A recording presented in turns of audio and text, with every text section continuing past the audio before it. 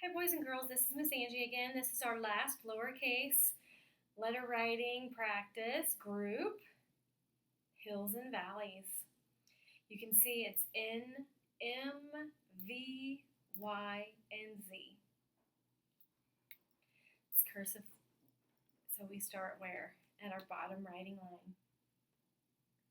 You're going to curve over and make a hill to the middle writing line and pull down. Retrace on the same line up over to a hill and release. This is your N.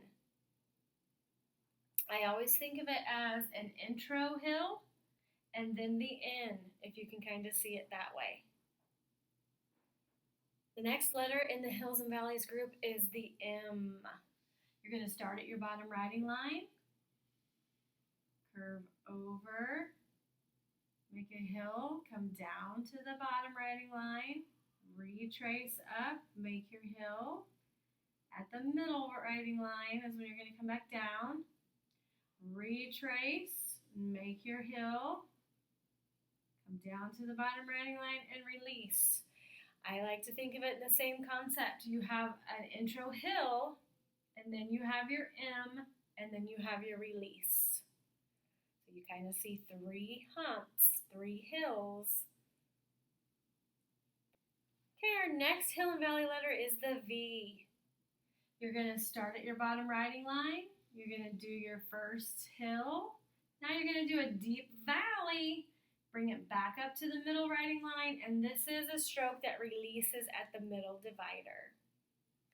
You have your intro stroke, hill, deep valley, release. Okay, next we have our cursive Y.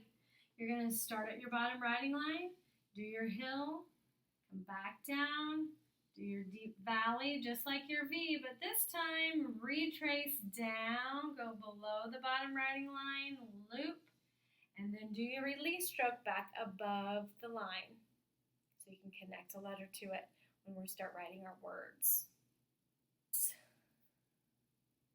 Our last hill and valley letter is the Z. It's crazy. It kind of does its own thing, but it kind of groups into the hills and valleys a little bit, so that's why it's there. You're going to start at your bottom writing line. You're going to do your first hill. Come almost down to the bottom writing line. Do a second little hill, then pull it all the way under, loop, and release.